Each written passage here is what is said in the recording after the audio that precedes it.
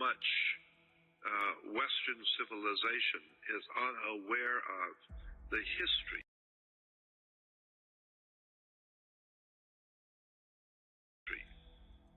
of the three great religions of the world. When I first came across this idea that there's a hidden history to world religions, a hidden history that we're not aware of. And then the more I began to think about it, in order to be a clergyman in America, in order to be a minister in a church, you have to be degreed by Caesar. The government has to give you a degree. And you have to concede your will and your thoughts and your research to the government. And you have to get a government sponsored piece of paper that gives you a degree, and now you can talk about religion. And but what is the basis for your knowledge? Well, it's the knowledge you have gained by going to college and university and learning what to say and what not to say, and what the story is, and how to explain the story to the other people, because they don't know. And so you learn what to kiss and what to follow and what you're supposed to say, and then you take a test on it.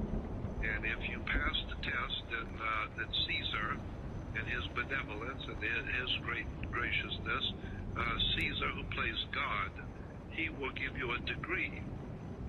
And now you are lawfully allowed to talk about your particular religion because you have done your degree work. And so it has nothing to do with God. It has nothing to do with spirituality or the human spiritual connection to the universe. None of that. It's a degree you get from college. You get a degree from the university, and that allows you to talk about theology and religion, as long as you stay within the confines of what what the books say. And so I realized a long time ago that this is nothing more than a racket. Religion is nothing more than a racket. It's just a corporation. It's just business, but it's like show business actually. Religion is like show business. The guys who promote the business of religion, they don't have to go to work. They don't have to stamp a clock at 7 in the morning to go to work. They can sleep all day because you will bring them money on Sunday. You'll send your money to them, so they don't have to work. They're not interested in worrying about paying their bills. Hell, let you send them money. You send them money. And as a matter of fact, you not only pay their bills, but hell, they buy a $25 million jet because there's so many people who will support them. I learned something a long time ago, and I know it's a very deep concept, and so maybe a lot of people won't understand what I'm saying. It's a very deep concept, but I'm going to try and explain it as best I can. I learned this many years ago, and that is, people will always support what they want. They will not support what they don't want. People will pay money to see a movie or to hear music or a concert that they want to go to. They will not pay money to go to a concert or a movie or entertainment that they don't want anything to do with. You will pay money to go to a restaurant to have the food you want. People will not pay money to go to a restaurant they don't like, and they don't like the food, and they don't want to go there. So they will not support that restaurant or that movie or that movie star or that music or anything else. The same thing is true for clothing. Women will buy the dress they want, not the dress they don't like. And so people will financially and in every other way support what they want. They will not support what they don't want. I mean, I know it's a pretty deep concept, but that's the way the world works. And so if you're going to make money, the man who founded Scientology, L. Ron Hubbard, he founded a religious order called Scientology.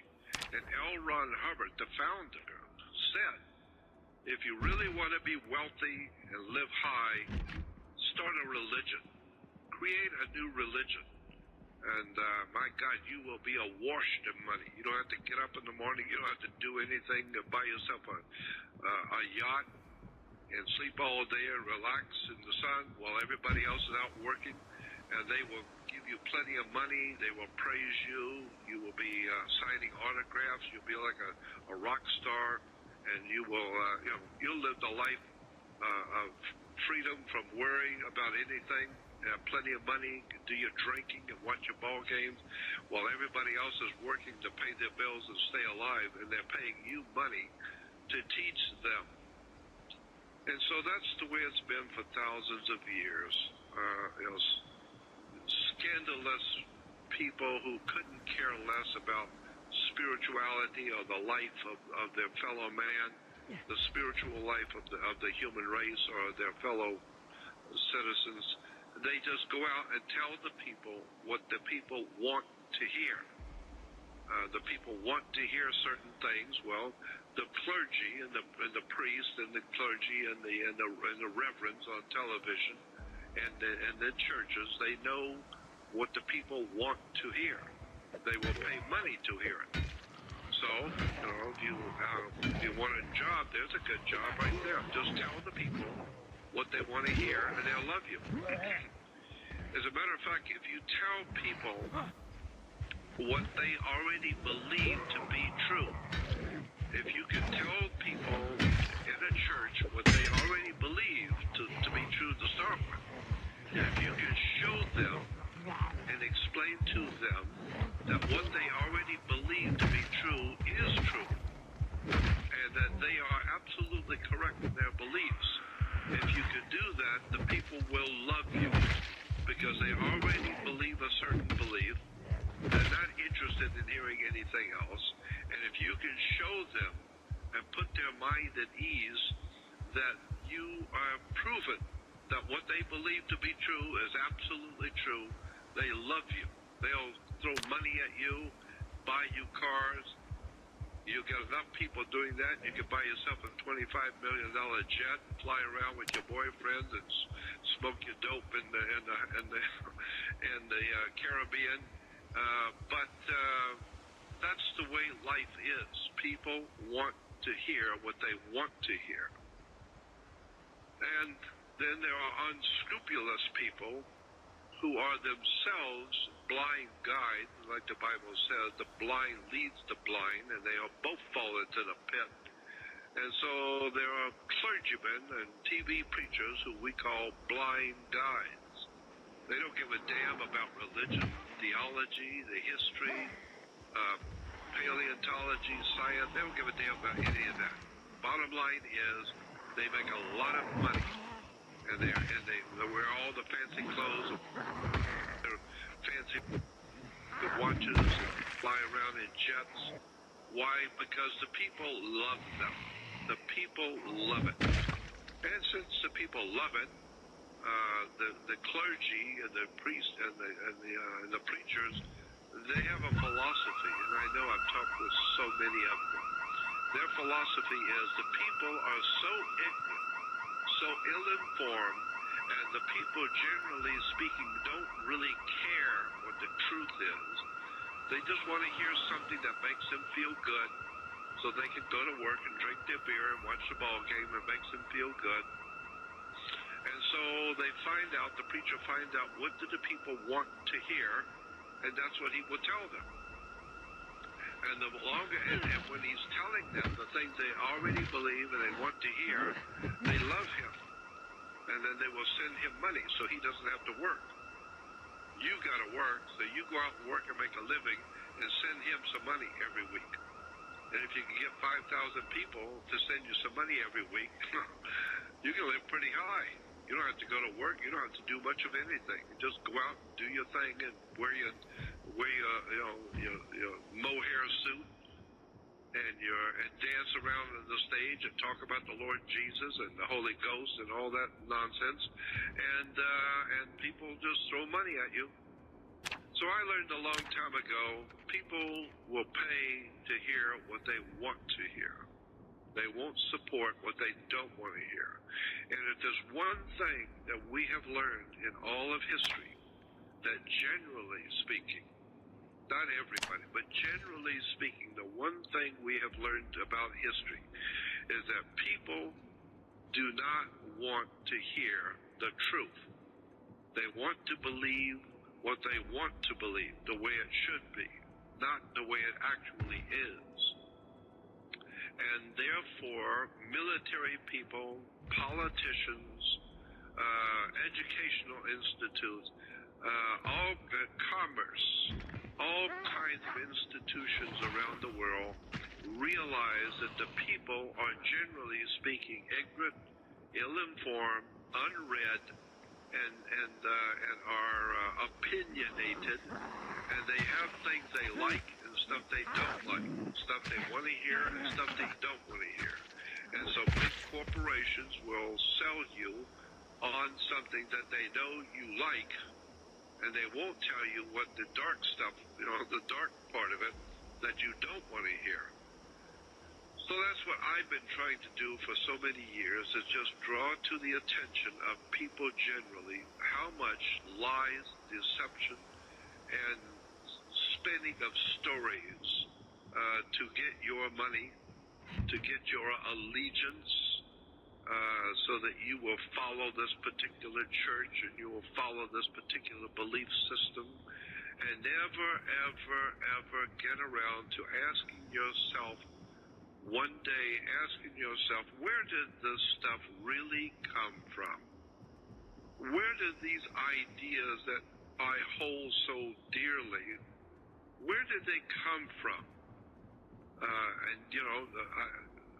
It's just amazing to me that, like the Muslim community, the Islamic world, how many people in the Islamic world following Muhammad have ever asked themselves, what is the real, legitimate, provable, factual history of Islam? Where did it actually, in point of fact, come from? Who started it? And where did it actually come from? And then go out on a limb, something that no religious person does, Christian, Jew, or anybody else. Very few people have the guts to step out and say, I don't know about this stuff. I'm going to do some research on this and find out where all this nonsense has come from. Where did this religion of Islam really start? And where did this religion of what we call churchianity today, or Christianity, really come from? And especially, where does this stuff we call Judaism, where did it actually come from? Where did it start? And who were these people in the holy books? That's why Islam, Christianity, and Judaism are referred to as people of the book. Why? Because all three religions are based on a book. And so, the Old Testament, or the Torah, or the Talmud, and all the other books for the Jews, as well as the Bible and New Testament, and all the holy books written by the different churches. So all three religions are the people of the book. They need a book to base their religion on.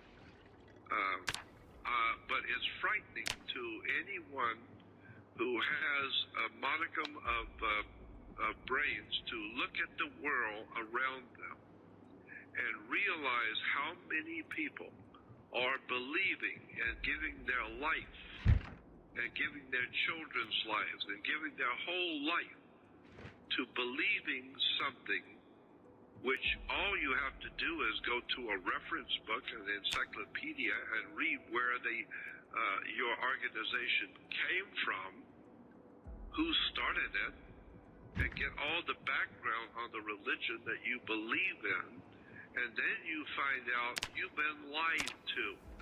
The whole thing was a lie from day one. And now the problem is that if you are a believer in your particular religion, and somebody comes along to enlighten you and is explaining to you how you have been lied to and tricked, people don't want to hear that. They don't want to hear the truth. You can't handle the truth. Why? Because if you accept the fact that you have not, that you didn't know, and you were foolish enough and ignorant enough and self-centered, egotistical enough that you wouldn't listen to anybody else, and you had the whole truth. And then one day when you find out that actually, in fact, you had no truth, there was no truth, now you are in trouble because you have promoted something which now you see you've lived your whole life for. You've been promoting it to your children and your grandchildren. You've been promoting it to your fellow man. You've been out there on the street and promoting a particular belief system that you know is the truth. And then you find out that it's not the truth. That means you have been stupid enough to fall for a lie.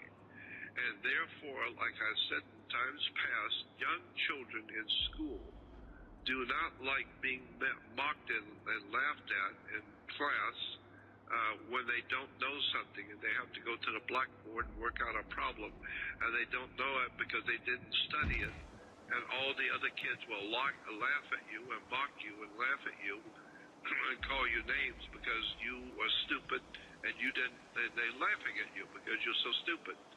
Children don't like that. They don't like to be, ostracized and laughed at and mocked by their fellow students. Nobody likes that, and adults don't like it either. So that's why today, when an adult hears something that he's been believing all his life and he finds out it's not true, or he's been told it's not true, and given the proof that it's not true, they don't want to hear it. So there are none so blind as those who choose not to hear. People don't want to know the truth. They're not interested to hear what the truth is. Why? It's because they believe their whole life a particular way, and they don't like the fact of you coming in and showing them that you are a fool. You bought into something a long time ago because you were ignorant, ill-informed, unread, uneducated, and you bought into something, and now you find out it's a cult or a lie or some kind of a political CIA operation, and you thought it was a wonderful church, and you find out, no, those CIA and secret societies and fraternal orders have been ripping you off and lying to you, and you have believed it all your life, and now you have to defend it. Either defend your faith or go on and admit it in front of everybody that you've been a fool and believe some bullshit. So that's why I have always been trying to awaken people, find out what it is you believe and where it came from. And believe me, boy, when you start digging into the history of religion, much less the history of commerce and banking and government, God knows all the other institutions that we humans have baked up for our fellow man, and then find out that all these institutions that we've dreamt up to control our fellow man is all just a bunch of bull. It's all a bunch of lies, deception. The government isn't what you thought it was. Banks don't loan money. The cops are not there to protect you. None of this stuff is true. It's all been arranged for you before you were born. And your great-grandparents, they believed it. Your grandparents learned it, so they believed it. And then your parents came on, and they were taught, and they believed it. And then you have children, and you believe it. Now your children are buying into it. And this cycle of ignorance and stupidity never stops. It just keeps going on from generation to generation, and nothing gets better. Nothing gets better. It only gets worse. You get into the discussion of church and canon law and what the scriptures say and what the different religions' interpretation of the different scriptures, that you could go on for the rest of your life and do a show every day for the rest of your life, and you'll have nothing but discussion after discussion about things which nobody seems to know anything about, and everybody has a different idea. I'm not interested in doing that. I'm interested in going back to the very bedrock where things actually came from. And when you do that, you're going to find, as I have and others have too, and you can find on my research society website on my home page all kinds of pictures and documents talking about things which you've heard of in religion, but you never actually knew what they meant. And so that's what I try and do. I try and demystify and boil down to the common denominator of what these religious churches and belief systems, where they actually came from and what they're actually in fact talking about. And so many times all of these illustrious ideas and belief systems in religion, when you do the research, very few people will be able to do that kind of research because it takes days and weeks and years. And most people don't have time. They're raising a family and doing what normal people do. They don't live abnormal lives like I do. And so that's why I feel I want to bring to the attention of people who don't have time to do this research. Well, here's where to start if you're really interested. If you're not interested, I don't care. But if you are really interested in where things come from and where ideas develop and what they really mean, not what you thought they meant, then that's why I want to be here to help people to find the quickest way to get to that kind of information. And my website, my Jordan Maxwell Show website, like you said, my research society has all kinds of documents where to go for this information. What do these words mean? Where do you find this? Where do you find that? Here's how to do this and that. And so that's what I try and do, just help people who want to know and who are trying to find out, and just save them a lot of time of going to libraries and studying and reading. And I've already done that for 60 years. I'd like to just help people see where to go, find the truth, and it's all there if you just know what to look for. And most people have never been told what to look for, what words are important. So that's what I do. So when we get into religion, there's so many topics that I haven't even begun to cover. But I think we talked about the social gospel of the Jesuits and the connection with the Jesuits, social gospel in the Catholic Church connecting directly to the Communist Party, the Soviet Union. There's a connection between the Jesuits, the Vatican, and the Soviet Union, the old Soviet Union, communism, that has never been brought out into the public, never been told to the public.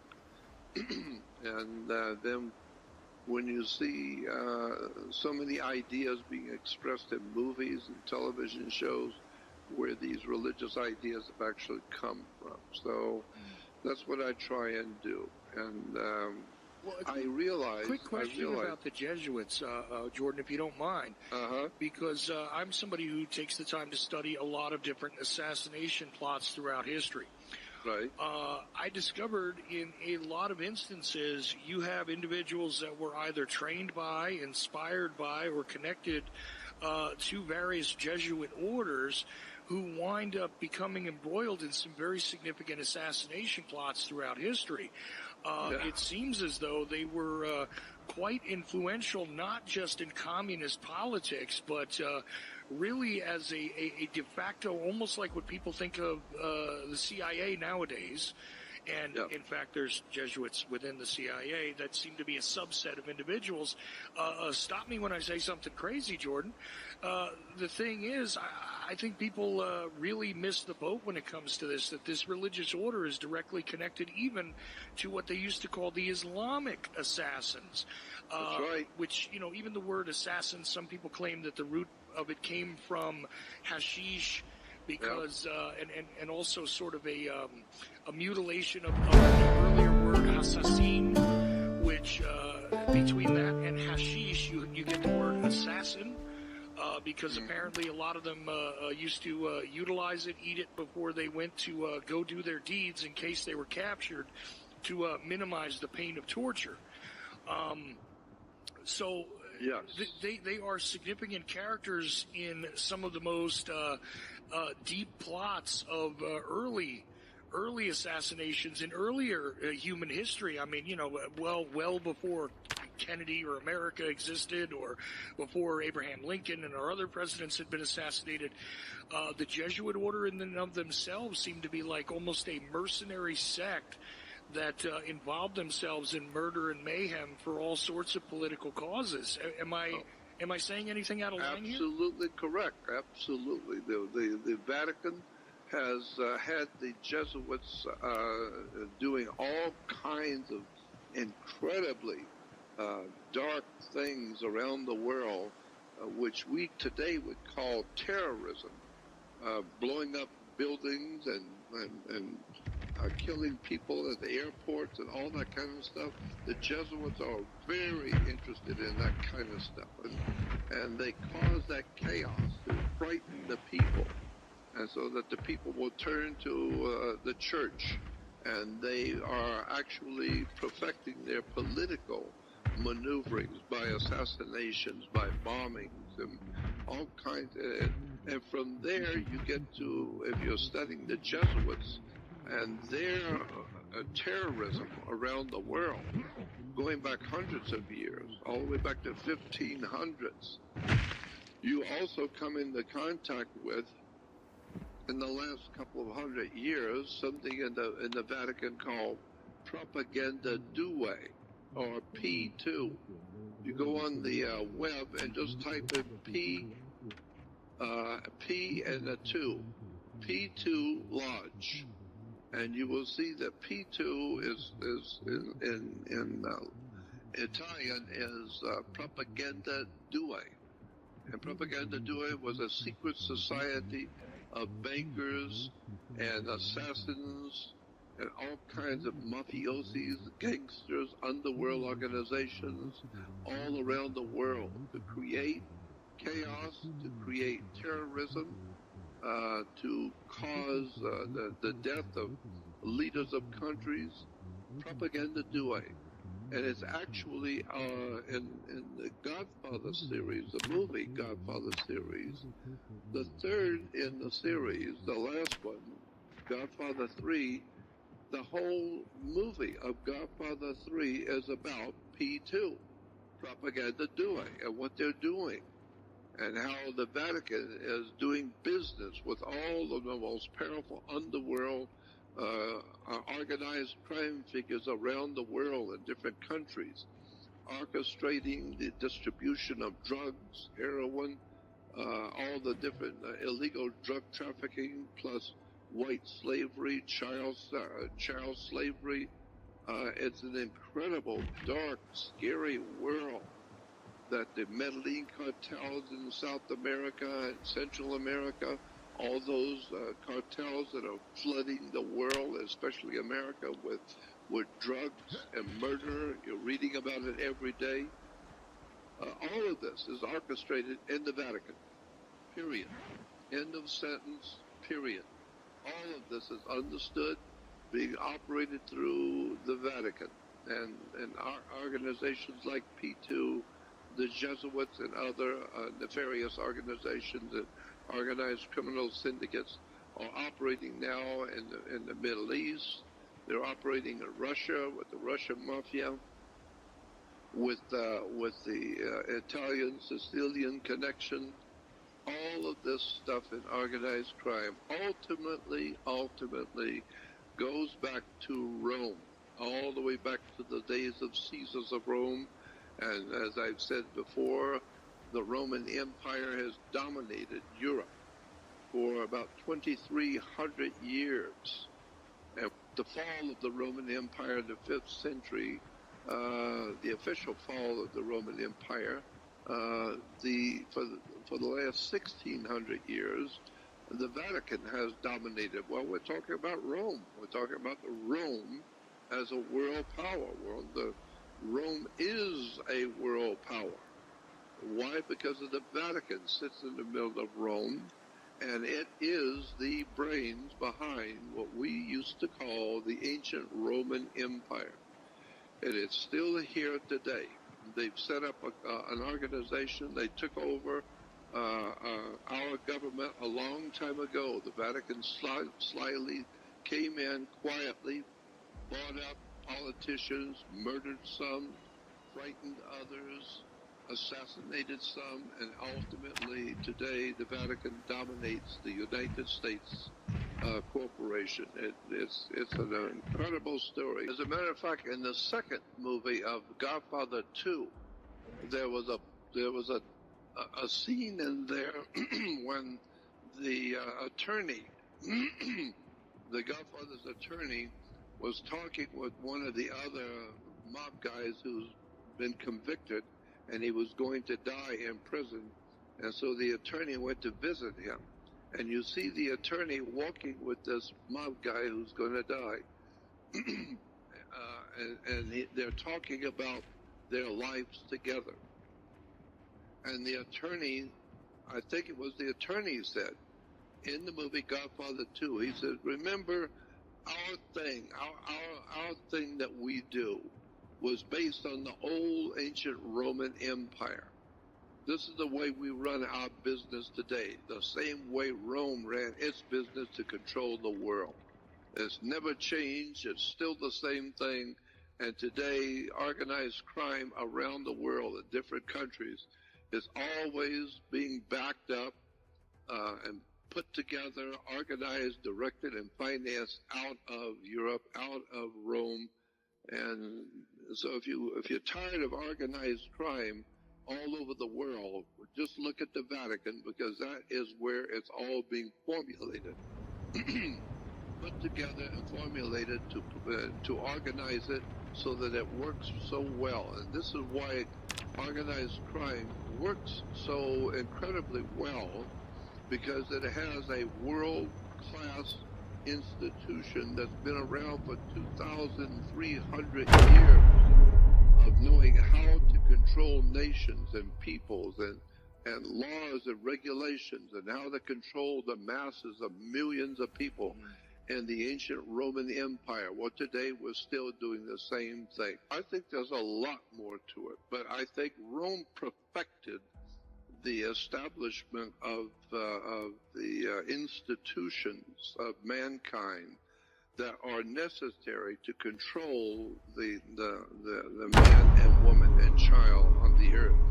They were brilliant when they put together the institutions that would promote their philosophy and their control of the world, and do it in such a way that no one seemed to realize what was really going on. Today we have educational institutions, universities and colleges, never realizing the very word college comes from the collegia in Italy, in Rome. And it's called the collegia, or the College of Cardinals. So when you go to college, that's a Latin Roman Catholic term. College. I don't care what college. It's Roman. And it's run like Rome.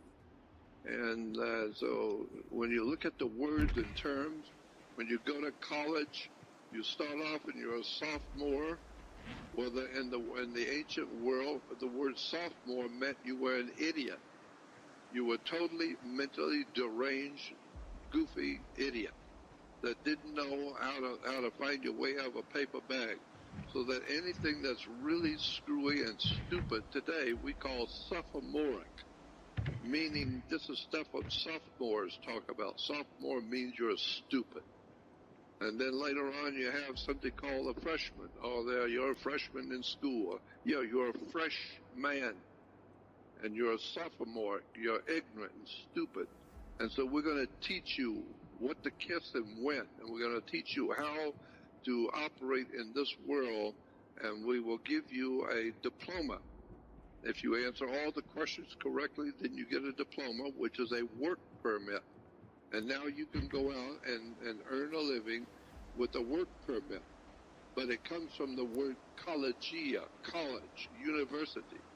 And so all the most important universities around the world are either owned by or run by Jesuits or some division of the Roman system of ancient Rome. So this is why I say that I don't think the world is able to extricate itself out of the mess we're in, because so many people just do not realize the size and the implications of how big this apparatus really is. It goes back thousands of years, and you think all the things that were going on 5,000 years ago was just a bunch of primitive goofballs doing whatever they call themselves doing. No, they were perfecting the whole idea of perfecting how to control the human race. And when it came to the founding of the Roman Empire, they had some incredibly fascinating ideas about how to impact the human. As a matter of fact, it was Albert Pike, the head of the Masonic Order, the highest ranking Freemason, wrote a book. But I just recall that in the first couple of pages, he talked about if you're going to control the whole world, it's impossible to do because there's too many different kinds of people, too many different ideas, and you're never going to be able to force the whole human race to do anything because you just don't have an army big enough. But he said, but look at the world as one thing, one man, one woman, and one child. That's the way you got to look at the entire earth of mankind. One man, one woman, and one child. So what is it that you need to do to capture the minds and the hearts of one man? And so it explains how you work on the human mind. And therefore, if you could get one man buying into something, use the same method to get the whole male population of the world to buy into it. Because all men are men. So learn how to control one man and you've got the whole world. Learn how to control one woman, her thinking, her body, the way she feels about things, the way she views things. Learn how to control her, one woman, and now you've got all the women in the world. And so this goes all the way back to the professional politicians and the founding of America, want to get away from all of that. And most people are not aware that when the United States of America as a republic was originally founded, two institutions were not allowed in this country. Go back and read the encyclopedias about the founding of America, and you will find there were two separate institutions that the founding fathers of America said would not and could not exist in this country under any circumstances. One was the Vatican. One was the Vatican and the Catholic Church, period, was not allowed to have any sway in this country whatsoever. And the other was the banking institutions of Europe and of the Roman Empire. And so today, that's all we have are banks in the church everywhere.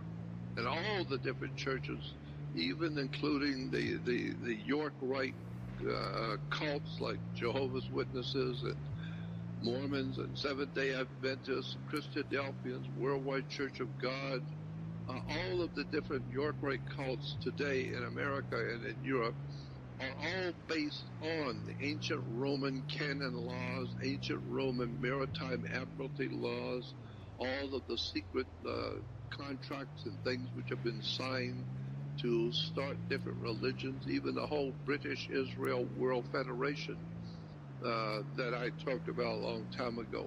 British Israel World Federation. Go do some homework on that. And you will find that there's a world of treason and all kinds of incredible lies and deception that's been perpetrated by Rome on the world. And that's what we even have today as an old saying that says, all roads lead to Rome.